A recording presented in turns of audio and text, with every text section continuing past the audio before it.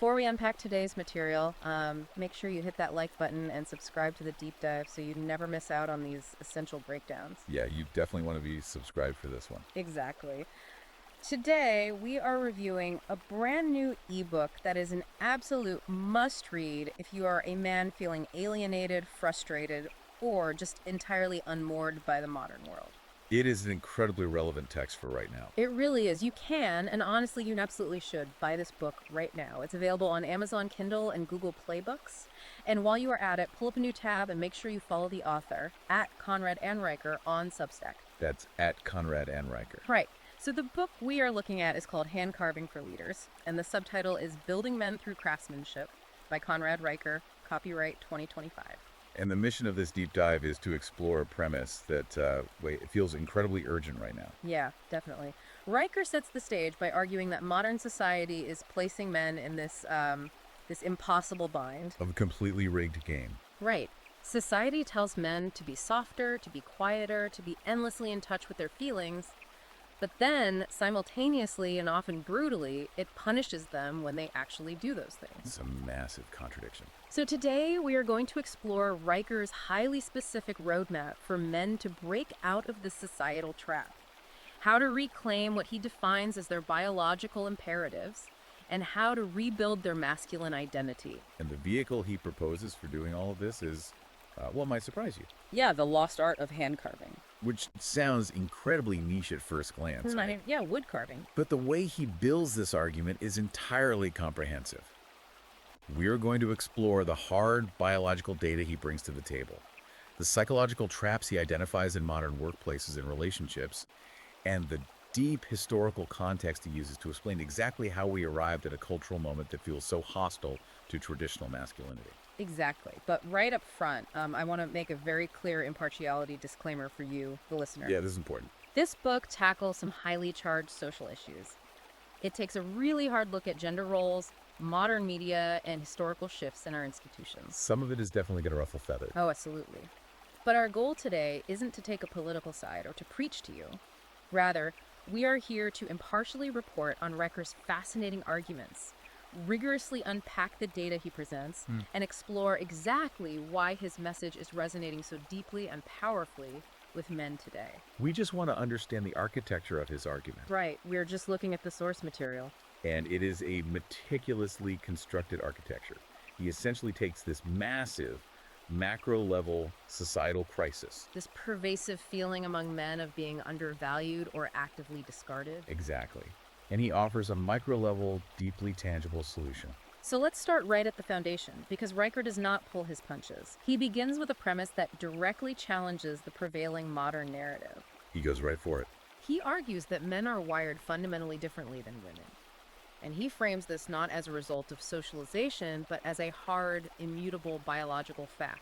Right. He argues that this drive for creation, this need to physically build and shape the world, is hardwired into the male brain by hundreds of thousands of years of evolution. And he doesn't just make the claim, right? He immediately grounds it in scientific literature. He does.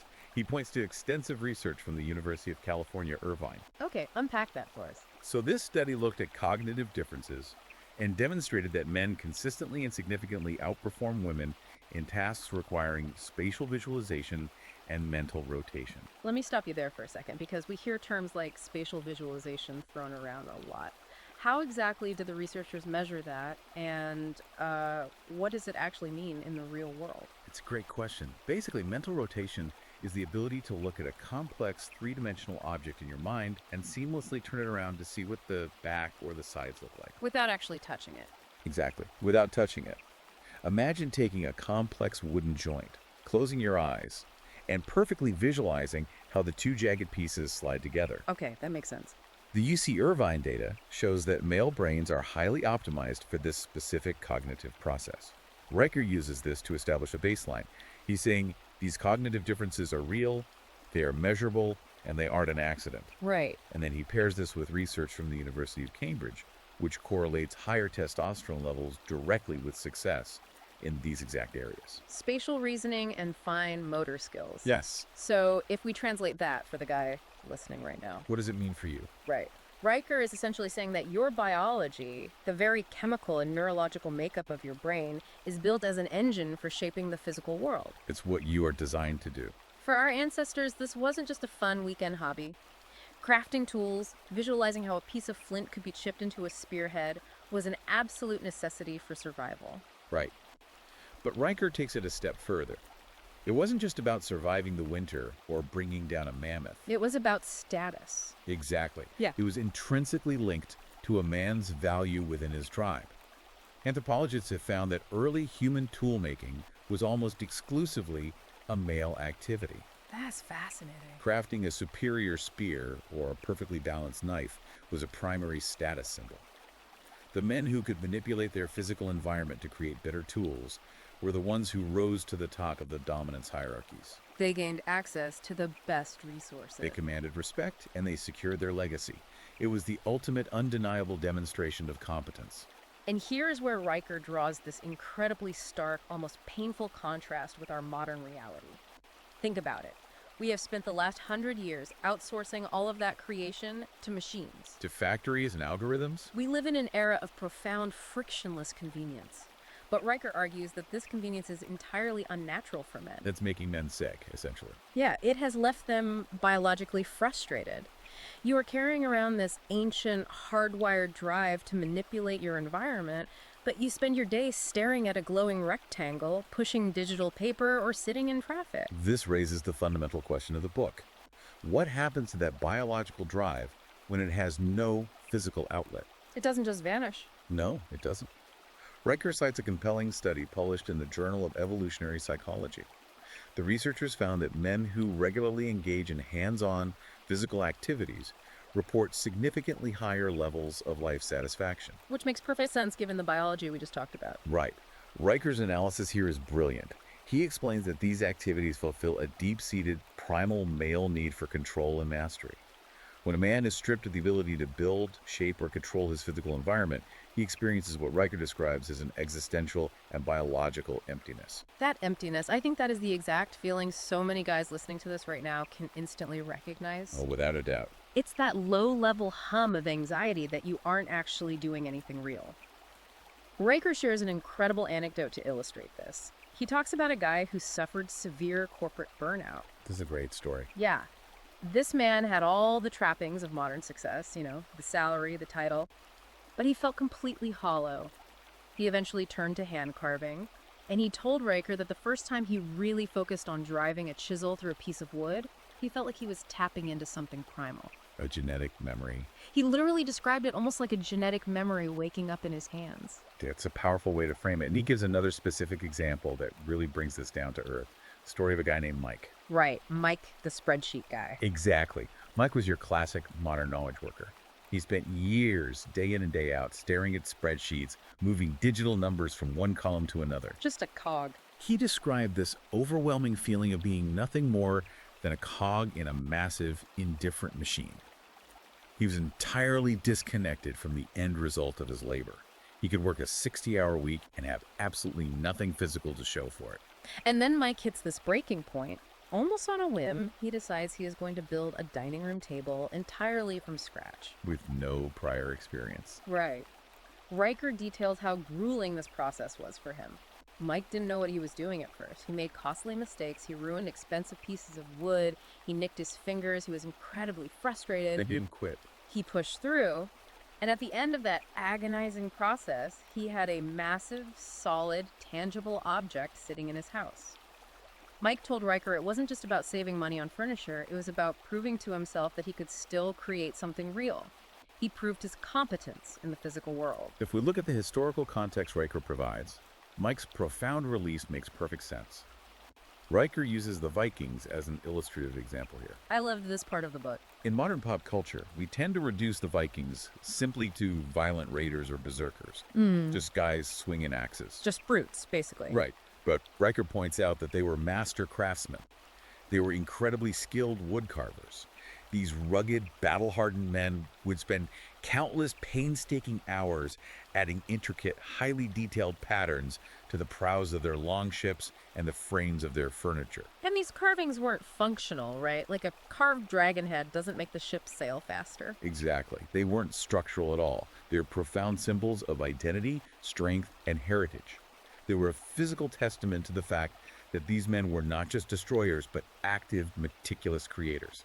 The mastery of the wood was inseparable from their concept of masculinity. Yes. So Riker's core argument in this first section is that the cultural shift from men being active creators like those Viking shipbuilders or the masons or the blacksmiths To being utterly passive consumers in the modern digital age, has created a massive psychological void. You are taking a creature built for spatial reasoning, fueled by testosterone, and designed by evolution to climb dominance hierarchies through physical competence. and you were telling him to sit perfectly still in an ergonomically designed cubicle and consume content. It's a recipe for profound systemic frustration. That is precisely his diagnosis. He is suggesting that the alienation, the depression, and the frustration so many modern men feel isn't a psychological failure on their part. It is a biological mismatch between their evolutionary hardware and their modern environment. And laying out that biological reality sets the absolute foundation for what I think is the most explosive and compelling part of his entire book. You're talking about his analysis of emotional expectations. Yes, his analysis of the emotional expectations placed on men today. We really need to unpack this carefully because Riker goes straight at the throat of modern social expectations here. He calls it the vulnerability trap. The vulnerability trap. And he uses it to describe the agonizing double bind of modern masculinity. According to Riker, society is currently demanding very loudly that men open up. We hear it everywhere. Men are told to be vulnerable, to shed their traditional stoicism, to cry, to express their deepest anxieties. The whole toxic masculinity narrative. Right. But, and this is the trap Riker identifies, when men actually follow these instructions, they are severely, almost universally punished for it. He provides some deeply chilling anecdotes that show this trap springing shut in real time. The first is a story about a firefighter. This one was tough to read. It really was. So this is a man working in an intensely high-stakes, dangerous, traditionally masculine profession. He comes back to this station after his first major, highly traumatic fire. He's shaken, Naturally. and he does exactly what modern society tells him to do. He opens up to his team. He talks about the horrific things he just witnessed, the bodies, the overwhelming sounds, the smells. He shares his fear. And the response he gets is just brutal. It's not a warm embrace. The very next day, his captain pulls him aside into a private office and essentially tells him, "You're making the rest of the team uncomfortable. Keep it to yourself." Wow. He followed the new progressive rules of emotional expression to the letter, and he was immediately shut down and shamed for it by the very hierarchy he relies on for his safety and his livelihood. It's a devastating betrayal of expectations. And Riker is quick to point out that this isn't just happening in traditionally rugged blue-collar jobs.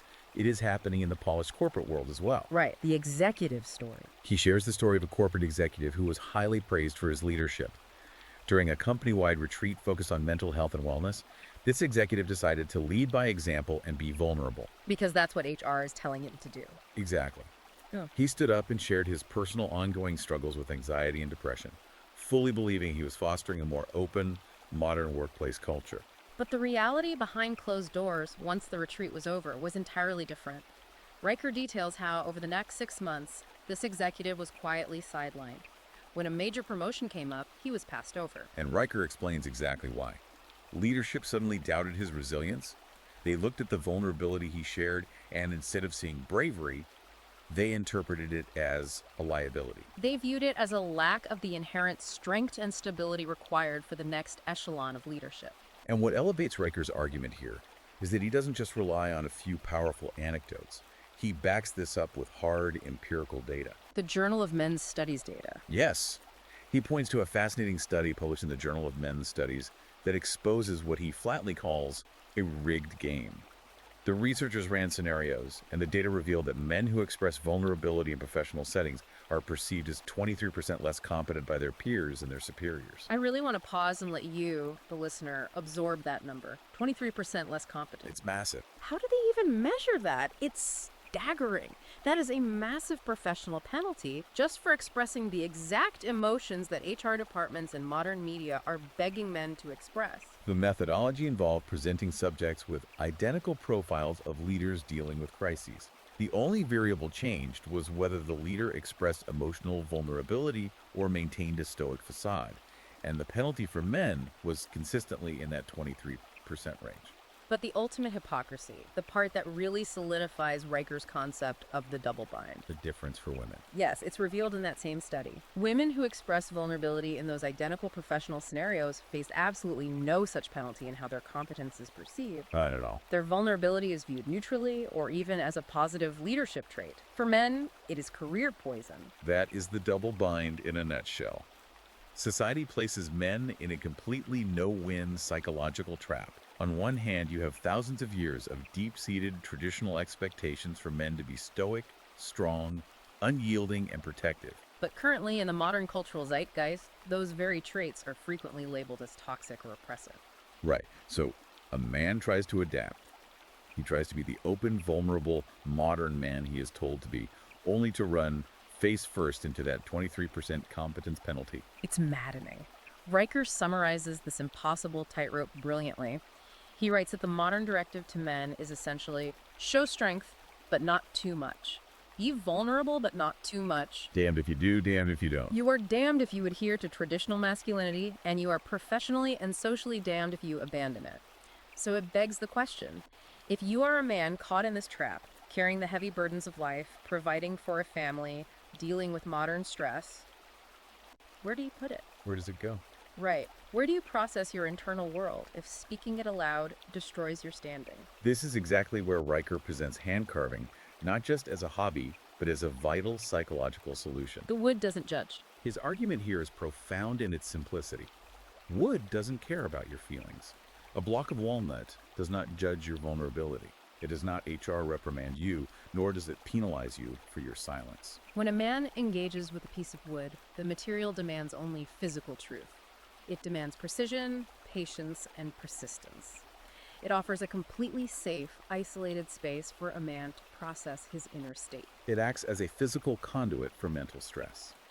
Riker explains that carving is a way of working through incredibly complex, chaotic emotions without ever having to step into the societal trap of verbal vulnerability. You don't have to articulate your anxiety in a circle. No, you can channel that nervous energy into the intense focus required to properly shape a piece of oak.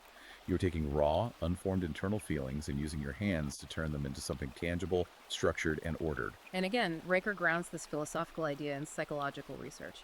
He cites a study from the Journal of Positive Psychology, which investigated how hands-on skill-based activities affect the brain. The growth mindset study. Yeah.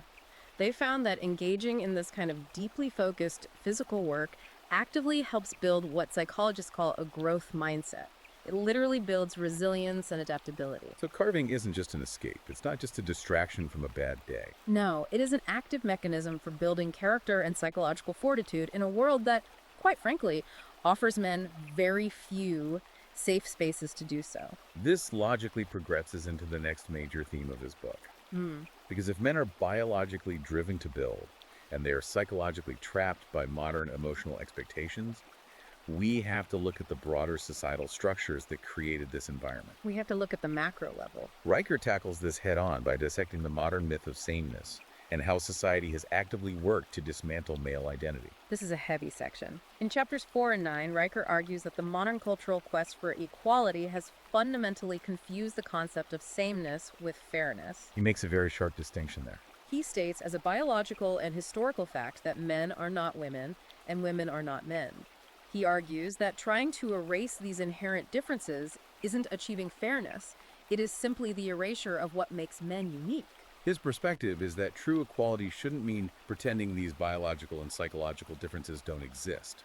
Instead, a healthy society recognizes and highly values the unique contributions that each gender naturally brings to the table. And for men, historically speaking, that core contribution has always been craftsmanship. The literal, physical building, creating, and preserving of the structures of civilization. But those roles are rapidly disappearing and they are being culturally devalued at the same time. Riker pulls some sobering data from the Bureau of Labor Statistics. The numbers are grim. The data shows that manual labor jobs have decreased by 20% over the last 50 years. That isn't just a shift in the economy. That is a massive chunk of traditional male heritage, identity, and purpose being wiped off the board. We are systematically pushing men out of the physical world and into sedentary, abstract roles, and it's taking a heavy, heavy toll. The psychological cost of this economic shift is thoroughly documented in the text. Riker explains a comprehensive study from the American Psychological Association, which found a direct, measurable correlation here. Between the loss of roles and depression. Exactly. Men who feel that their traditional roles, specifically as physical providers, builders, and protectors, are being structurally devalued by society, are far more likely to experience clinical depression, severe anxiety, and a profound, lingering loss of purpose. And Riker doesn't hold back on his analysis of how this devaluation happened. He makes a fascinating historical argument. He says that before major institutions were ideologically captured, and he specifically points to the influence of feminist and Marxist frameworks over the last few decades, these institutions actually revered male physical competence. But now, he argues, the media plays a highly intentional role in dismantling that male identity. You see this clearly in his media analysis. He asks the reader to look at how blue-collar workers, the plumbers, carpenters, mechanics, the guys who actually keep the lights on and the water running, look at how they are portrayed in modern movies and television. Almost universally, they are shown as bumbling, uneducated, incompetent fools. They are the punchline. It's so true. And it extends right into the home with the portrayal of fathers. Riker points out the pervasive, exhausting trope of the modern sitcom dad. We all know the exact character he's talking about. Right. He is depicted as clueless, emotionally stunted, constantly messing up basic tasks, and perpetually in need of rescuing or gentle correction by his far more competent wife. Or, incredibly, by his own sarcastic children. Yes. Riker argues this isn't just harmless Hollywood entertainment. It is a corrosive, intentional narrative that shapes public perception. It tells young men growing up that their traditional roles are something to be mocked, distrusted, or entirely avoided. You can see exactly how this media conditioning plays out in real life through the story of Tom. Tom is a stay-at-home dad Riker interviewed. This story really highlighted the hypocrisy. It did. Tom genuinely loved raising his kids, but he found himself in a bizarre social purgatory. He was subtly mocked by his male peers for not fulfilling the traditional male provider role. He was shamed for lacking that specific type of economic masculinity. But notice the incredible double standard Riker highlights here. Tom decides he wants to assert some traditional leadership and masculinity in a different arena, so he volunteers to coach his son's local soccer team. And what happens? Immediately, he's criticized by the other parents, mostly mothers, for being too pushy, too loud, and overly competitive. He can't win. He was mocked when he wasn't traditionally masculine enough as a provider, and he was actively criticized and penalized the moment he tried to exhibit traditional masculine leadership on the field. It perfectly illustrates that lose-lose societal bind we were talking about earlier. You cannot win the game if the rules are designed to punish your fundamental nature. So, what is Riker's solution to overcoming these immense societal barriers? How does a man reclaim his identity when the culture is actively hostile to it? Riker says you have to look backward to look forward. He connects this modern crisis to historical institutions where male traits were not just accepted, but deeply revered and utilized. He takes us on a tour of the undisputed builders of human civilization. The ancient Egyptians engineering the pyramids, the Greeks, the Romans building aqueducts that still stand today, and the master craftsmen of the medieval European guilds. In these societies, the unique physical strength, the spatial reasoning, and the psychological endurance of men were channeled into institutions that quite literally built the physical world. Their masculinity was the engine of progress. Riker argues that modern men have to stop equating success exclusively with a white-collar corner office, a clean pair of hands, and staring at a laptop. We have to violently reclaim the dignity of manual labor. His thesis is that when a man picks up a tool today, he is engaging in a profound act of rebellion. A rebellion against a culture that constantly tells him his natural instincts are wrong or toxic. Exactly. He is bypassing the modern HR department and reconnecting with a lineage of builders that stretches back to the dawn of civilization. It is a phenomenal reframing of what it means to work with your hands. It's not a step backward, it's a reclamation of power. And this transition from the broad societal perspective into the physical act of creation is a perfect bridge into the next major section of his book. Where he gets into the actual science. Right. Riker delves incredibly deep into the actual science of mastery, precision, and healing. He moves from the philosophical arguments into the very real neurological benefits of engaging in this specific craft. He explains, in biological terms, how the physical act of carving physically changes the architecture of the brain. This is where we get into the concept of neuroplasticity, which Riker explains brilliantly for the layman. Neuroplasticity is essentially the brain's ability to reorganize itself by forming new neural connections throughout life. It's how we learn, but it's also how we heal. To illustrate the power of this, Riker shares this truly moving, detailed story of a man who suffered a severe traumatic brain injury, or TBI, after an accident. The details of this story are harrowing. This injury left the man struggling with severe memory loss, a complete lack of focus, and severely degraded fine motor skills. He couldn't even hold a pen steady. He described this terrifying feeling of losing his grip on his own life, of his mind slipping away from him. Traditional therapy was hitting a wall. But then, almost out of desperation, this man turned to wood carving. And Riker explains the neurology of what happened next. The act of carving wood requires highly repetitive, incredibly focused, precise physical motions. You have to judge depth, pressure, and angle simultaneously. As this man forced his trembling hands to hold the chisel, as he forced his damaged brain to focus on the edge of the blade meeting the grain of the wood, he was doing more than just whittling. He was engaging in intense, targeted neuroplasticity. Riker describes the agonizing early days, the chisel slipping, the ruined wood, the sheer frustration, but day after day he went back to the bench. And over time, the intense discipline of the craft forced his neurons to fire in new patterns.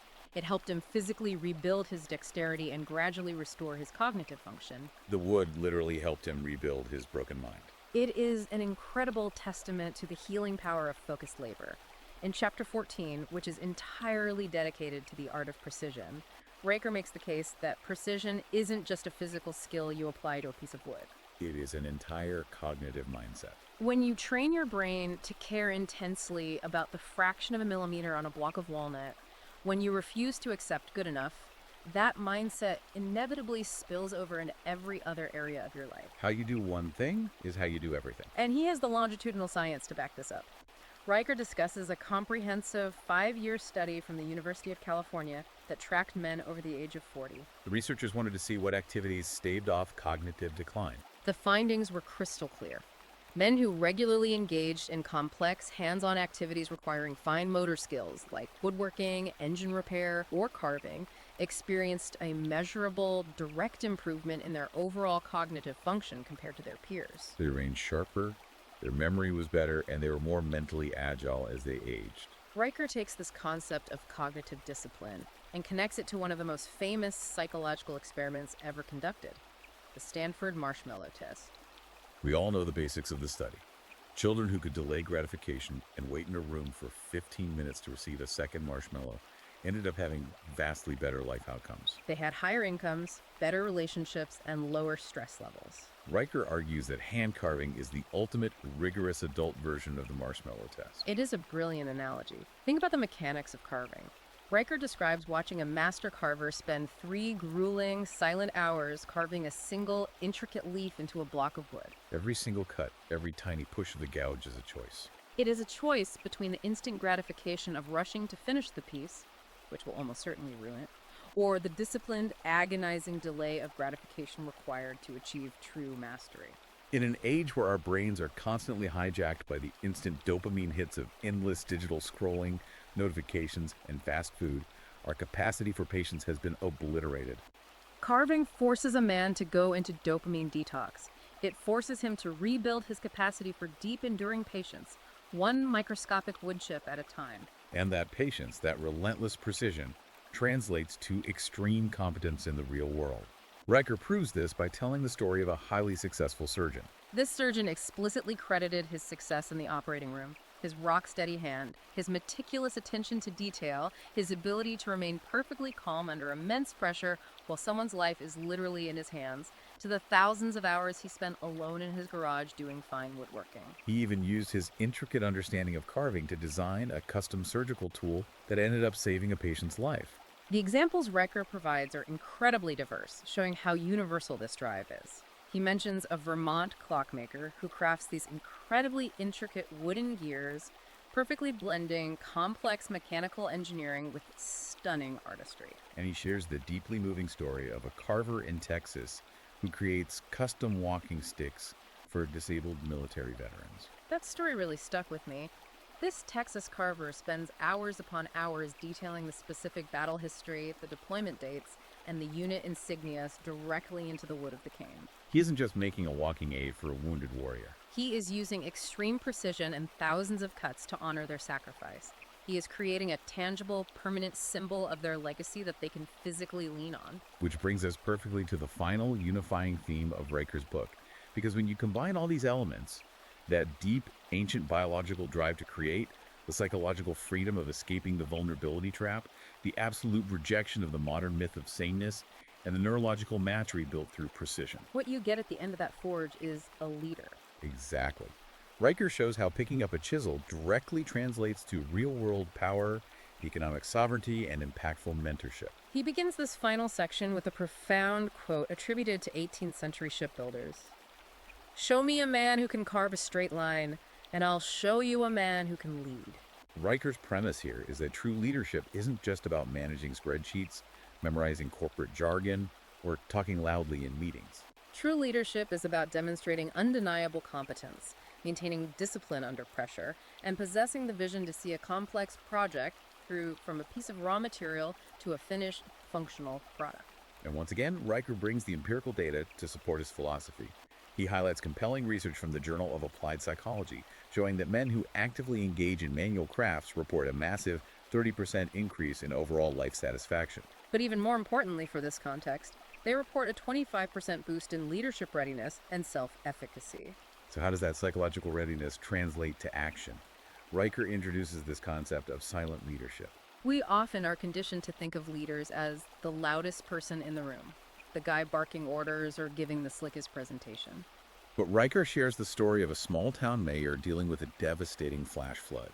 While other officials panicked, called emergency meetings, and shouted over each other, this mayor didn't stand on a podium. He quietly went to his truck, gathered his personal tools, and used his carpentry skills to immediately begin building makeshift shelters and shoring up damaged homes. His physical competence spoke louder than any speech could have. His calm demeanor under extreme pressure inspired the entire community to stop panicking, grab their own tools, and follow his lead. He led entirely by example through the undeniable work of his hands. And Riker argues that this kind of physical competence also translates directly to personal sovereignty and economic power. This is a crucial point for anyone listening who feels trapped in the rat race. Riker tells the story of Tom, a highly skilled machinist who lost his job during the devastating layoffs of the Great Recession. Tom was facing absolute financial ruin. The corporate safety net had completely vanished. But Tom had a hidden asset. He had been hand-carving wooden bowls in his garage for years, just as a way to decompress.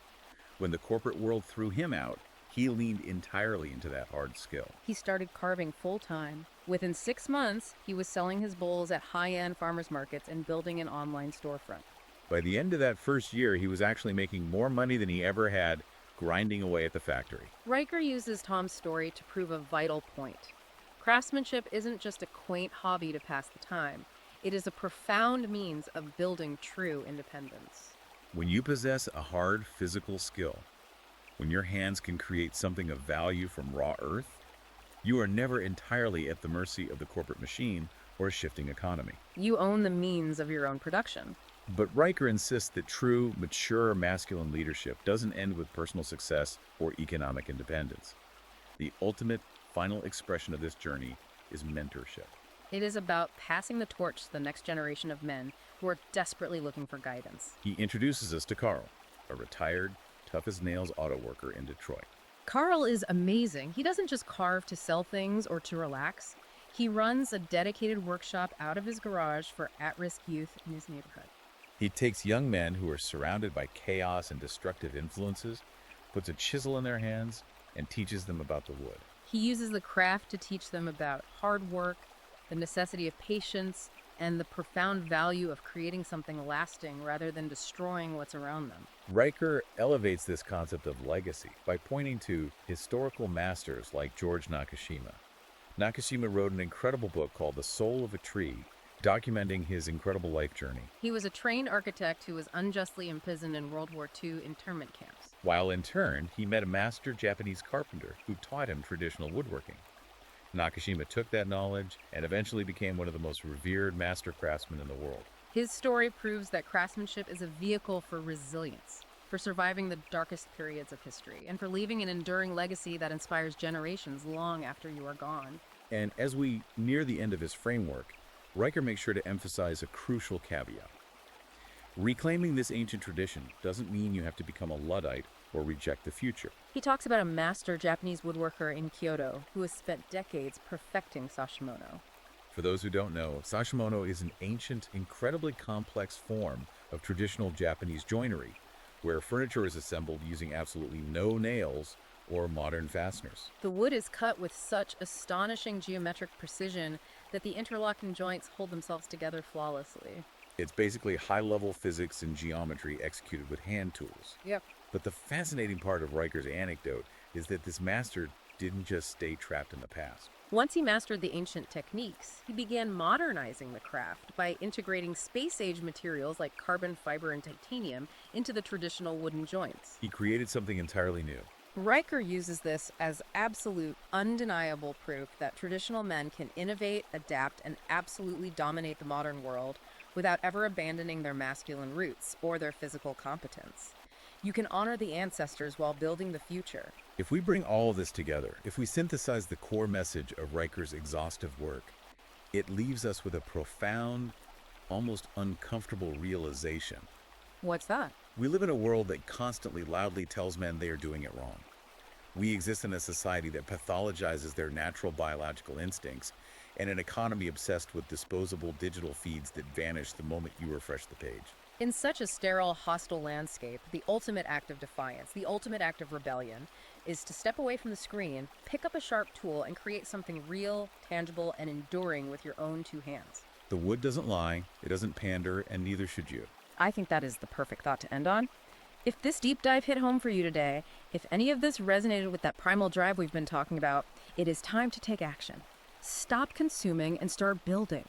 Go get your copy of Hand Carving for Leaders, Building Men Through Craftsmanship by Conrad Riker right now. Don't wait on this. Check Amazon Kindle and Google Play Books to buy the ebook today. And to stay connected with these vital ideas and the community building around them, make sure you follow @ConradOnRiker at Substack. Before you go, do us a favor. Like this video, hit subscribe, and let us know down in the comments what you are going to build with your own two hands. Until next time, keep carving your own path.